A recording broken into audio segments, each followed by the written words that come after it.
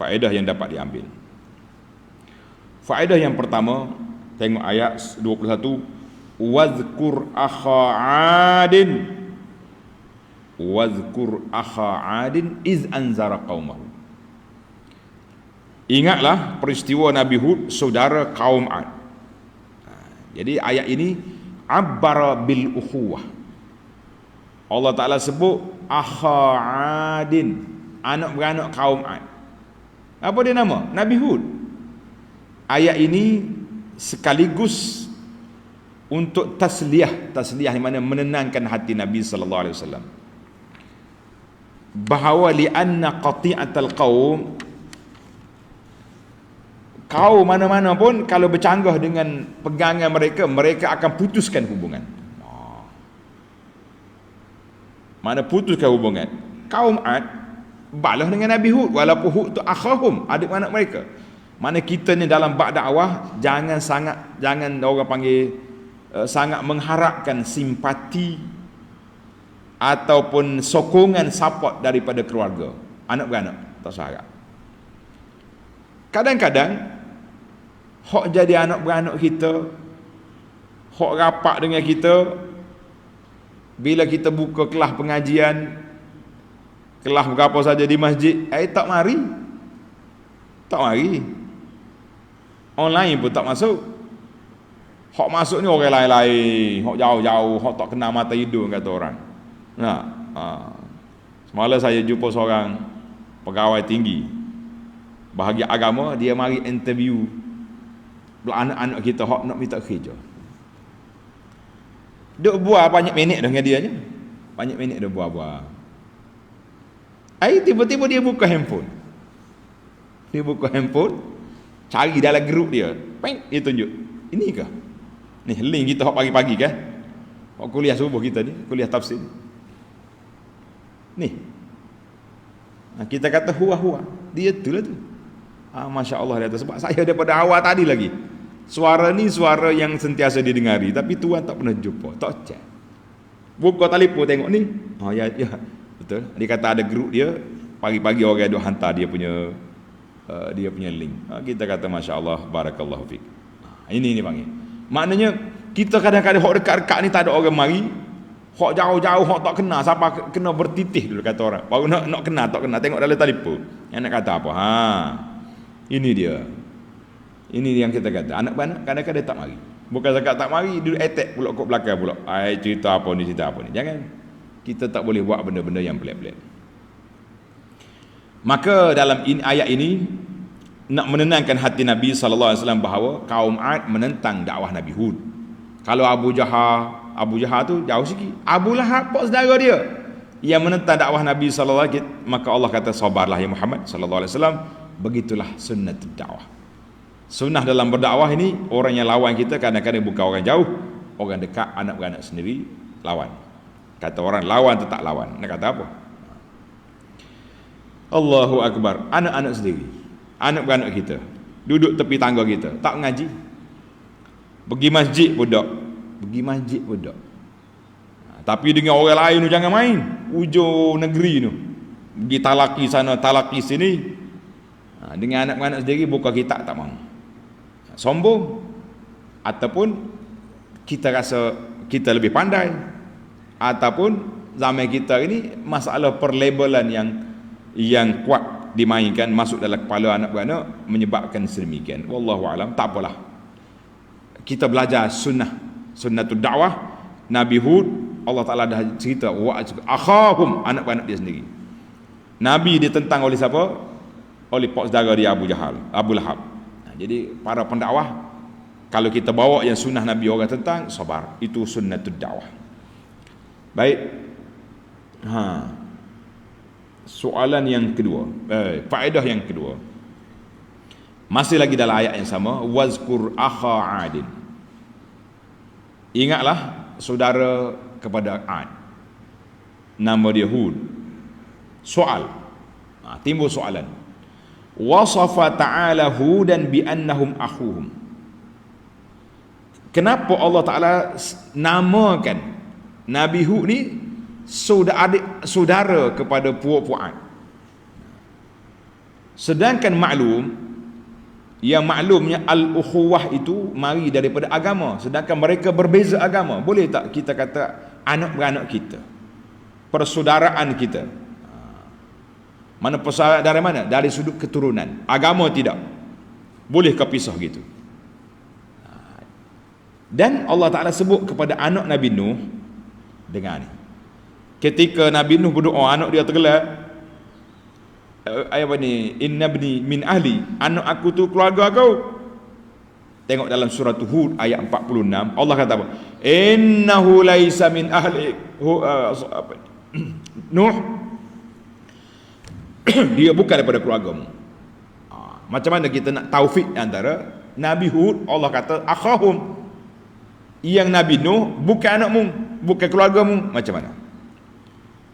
Fatabayyana anna qarabatan nasab, maka ayat ini menyatakan bahawa kaum kerabat dari sudut keturunan tidak memberi faedah kalau tidak ada qarabatud din, tak ada kerabat dalam sudut agama. Sedangkan dalam masalah ayat apa ni, surah Hud ini, Nabi Hud ini, Allah Ta'ala isbatkan ukhuwah walaupun berbeza agama. Mal farqu bainahuma, apa beza di antara ukhuwah Ad, Hud dengan Allah nafikan keluarga kepada anak Nabi Nuh? Tengok jawapan. Al-jawabu annal murada min hadzal kalam, maksud daripada ayat ini, ayat surah Hud ini, ayat cerita akha Ad ini, istimalatu qaumi Muhammadin sallallahu alaihi wasallam, nak menarik perhatian keluarga Muhammad. Anak-anak Muhammad sallallahu alaihi wasallam, Abu Lahab. Tengok Nabi Hud dengan anak-anak dia, ada anak-anak. Puak-puakmu macam mana? Li'anna qaumahu kanu yastab'idun, puak-puak Abu Lahab ni menjauhkan Nabi SAW daripada keluarga mereka. Bukan sangat jauh tuan-tuan, dia boikot Nabi 3 tahun di Syi'ab Abi Talib, makan pucuk kayu, makan daun kayu. Kalau ada sembelih kambing juga pas berular tu makan lagi. Mujur tular tu kerah. Kalau tidak sekali dengan tular dia orang makan. Tak ada makanan, kena boikot. Ini cerita. Maka Allah Ta'ala nak bagi kepada peringatan kepada puak-puak Quraisy supaya ambil kira ke anak-beranak juga. Itu panggil istimalah, maknanya nak tarik perhatian. Kita pun macam tu juga patutnya. Kalau kita nak pergi berdakwah, kita kata kita ni anak-beranak kita belaka ni, puak-puak kita belaka. Tujuan saya ajak demo ni nak ikut sunnah Nabi SAW supaya kita selamat di dunia, selamat di akhirat. Jadi cakap baik-baik. Guna sentimen apa ni, al-ukhuwah, persaudaraan ataupun keturunan. Boleh juga kalaulah memberi faedah. Tapi kalau tak boleh faedah juga, tak buat apa. Pernah Nabi kita panggil anak-beranak dia, ya fulan, mu minta lah daripada menak gapo dengan aku, tapi aku tak boleh, tidak mampu untuk menyelamatkan kamu daripada azab Allah kalau kamu tak beriman. Jadi ada. Baik, itu dua. Ayat ini juga kata ulama tafsir, dia kata apa? Yajuzu dalilun ala jawazi tasmiyatil qaribil kafir akha. Maknanya kalau kita adik orang ni masuk Islam, anak-anak dia kafir, boleh dia kata ini saudara saya dari sudut keturunan. Harus. Ini sahabat-sahabat kita yang baru masuk Islam ni, kan? Orang Melayu panggil mu'alaf. Ya mu'alaf tu dia tak salah, dia guna kalimah saudara saya kepada adik-adik dia sebab saudara keturunan. Nabi apa ni, Hud akhahum Adan. Baiklah, kita pergi kepada yang ketiga. Yang ketiga, ayat alla ta'budu illallah inni akhafu alaikum azab yaumin azim. Mana ayat dia? Ayat 21. Hei kaumku, sembahlah Allah. Inni akhafu alaikum, aku takut menimpa ke atas kamu azab yang besar. Kata di ulama tadabbur kata apa? Dia kata ayat ini fihi bayan yang bagi lid-da'iyati.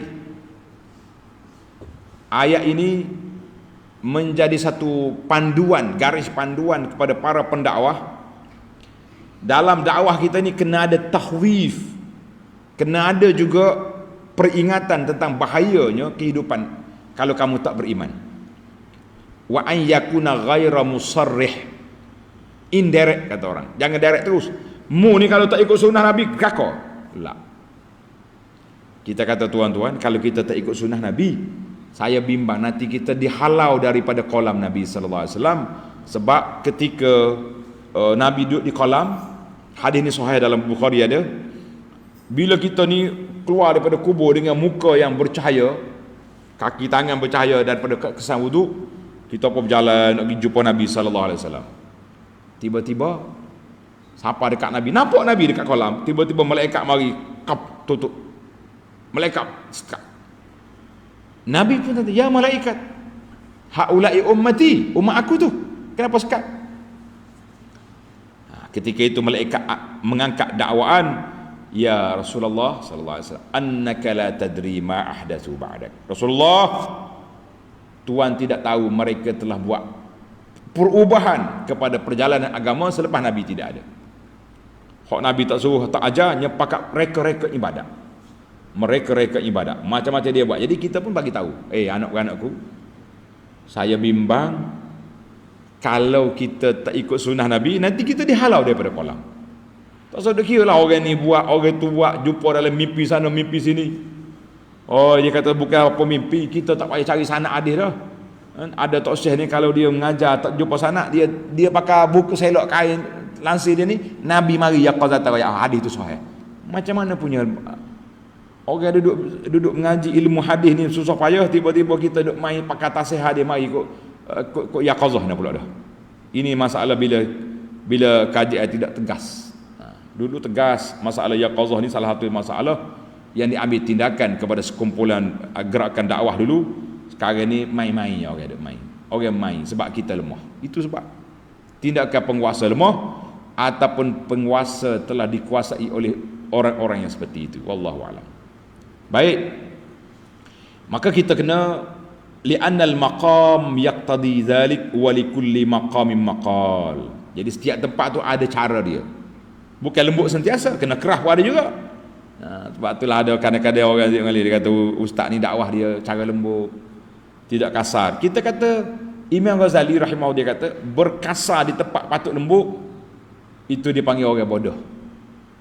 Benda boleh lembut, kenapa kita kasar? Tapi berlembut di tempat yang patutnya kita keras, itu orang penakut. Nauzubillah. Kita jangan masuk dalam dua kumpulan ni. Penakut pun tak mau, bodoh pun tak reti kita. Kita nak orang yang baik-baik, insya-Allah. Para pelajar sekalian, kita berpindah kepada faedah yang keempat. Qala innamal ilmu indallah wa uballighukum ma ursiltu bihi. Jadi bila puak kafir cabar, kau mari azab. Lama dah tunggu ni, cakap saja mun tak dengar. Hud kata, aku ni menyampai je, bukan kerja aku bawa azab. Jadi ayat ni bahawa kita, Nabi Hud menafikan dia ada ilmu al-ghaib. Dia nafi dia ada ilmu al-ghaib. Bila ke waktu Tuhan nak beri kemenangan, bila waktu Tuhan nak beri keselamatan, kekalahan, itu di bawah ilmu Allah Azza wa Jalla. Tapi kita mesti berusaha untuk mencari yang terbaik. Ingat kan? Ilmu itu innamal ilmu indallah. Ni kita tengok ni puak-puak perama-perama ni, macam-macam ramalan dia buat, teori-teori konspirasi, macam-macam sudut. Ada hak dia panggil penulis politik, dia ramal lah, PRU 14 akan jadi gini, PRU 15 jadi gini, PRU berapa. Itu peramal politik nama dia. Ini macam-macam lah dia punya ramalan-ramalan. Kita mengatakan itu rajman bil ghaib, yang betulnya di bawah ilmu Allah Azza wa Jalla. Baik, jadi kita jangan berani merempuh masuk dalam kawasan yang Allah Ta'ala tak benarkan. Bila ke tarikh mati, bila makan Allah Ta'ala sebut wa indahu ilmus sa'ah. Allah Ta'ala yang tahu. Wa indahu mafatihul ghaib. kunci benda gaib itu di bawah kuasa Allah. Ni tidak ni. Kuasa ahli naubah pun ada. Ni geng-geng Tok Bomo bangkit mendakwa mereka pembela sunnah, pembela ahli sunnah. Punuhlah agama. Dia geng-geng Tok Bomo mari duduk dakwa bela ahli sunnah. Ahli sunnah Nabi ni dibela dengan ilmu yang berdasarkan kepada Nabi sallallahu alaihi wasallam, kepada kepahaman para sahabat radhiyallahu anhum, itu dia panggil pembela sunnah. Ini kita hari ni dakwa bela sunnah tapi dibela oleh geng-geng Tok Bomo yang duk jual kayu kokar kerja dia je, kaki sekali dak bangkit mendakwa pembela sunnah. Jadi pelik benda-benda yang berlaku. Baiklah. Yang terakhir, ayat ni panjang, kita ambil 5 je. Allah Taala sebut dalam ayat 25, tudammiru kulla syai'in, yang menghancur leburkan segala-galanya. Kalau tengok kepada ayat ini umum, kulla syai', semua benda. Dia kata at-takhsisu bil hissi. Ayat ini kita khususkan dengan kenyataan yang berlaku. Maka kata di para ulama, fa innal hissa, kenyataan yang berlaku yang kita nampak dengan mata kitanya, langit dengan bumi tak binasa. Maka dia kata ayat ini umum tapi maksud dia khas. Umum binasa semua benda tapi khusus kepada laluan angin. Hak mana angin lalu, binasa. Jadi kita pun kalau kita bercakap, kita umum ni kena tengok kepada alam al-hiss, alam yang kita duduk sekarang. Satu masa ana duduk dalam satu majlis yang agak besar lah. Dia panggil majlis yang bertaraf tinggi. Taraf tinggi istilah orang sekarang ni. Orang yang bercakap itu nak bercakap tentang hadis kullu bid'atin dalalah. Setiap benda bid'ah tu sesat. Dia mengatakan bukan kullu itu semua menunjukkan kepada umum. Maknanya bukan semua bid'ah sesat. Panjanglah cerita dia. Dalil dia ni ayat ni. Tudammiru kulla syai'. Allah Taala hancurkan semua benda. Apa semua bendanya? Langit dengan bumi tak hancur, bumi Mekah tak hancur. Kita kata ayat ini tuan Syekh yang mulia, ayat ini kita kena tengok kepada konteks perbincangan. Ayat ini Allah Taala sebut tentang angin membinasakan semua benda, khususnya di tempat laluan dia. Dia tak pergi binasa benda lain. Jadi sama juga dalam masalah hadis Nabi kullu bid'atin dalalah, bukan semuanya bid'ah yang rekaan baru itu sesat. Yang sesatnya dalam perkara agama. Jadi kita kena khusus. Yang tak bolehnya kita reka dalam perkara agama. Adapun dalam perkara keduniaan, kita nak reka kereta berapa tayar, nak reka kapal terbang berapa sayap, nak reka rumah kita berapa bilik, itu awak punya pasal. Asal kecomel, buatlah. Tapi kalau nak reka orang perempuan jadi comel, ada juga dilarang. Contohnya wanita ni berasa dia tak comel, dia apa pergi cabut bulu kening, cabut bulu tu bulu ni lah. Dia panggil Nabi kita larang an-namisah wal mutaman al-wasilah wal mustausilah. Yani, tak comel pergi tambah rambut palsu, tak comel cabut bulu kening, lukis diri buat putih macam kening lutung, itu tak boleh. Jadi kita mengatakan kita setiap likulli maqamin maqal. Nabi cakap dalam bab agama, kita hidup konsep dalam bab lain. Kenapa? Yang binasa ini kaum Ad melalui angin yang lalu, bukan semua benda dia binasa. Jadi kita kena.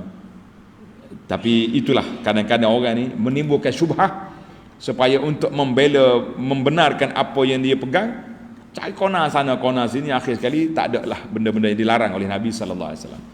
Itu juga berbahaya. Tak kalah Nabi kita bersabda dengan satu kata-kata yang tidak ada faedah. Wallahu alam. Tamaklah kita 5 faedah yang dapat kita ambil pada kali ini. InsyaAllah kita akan sambung lagi ayat 26.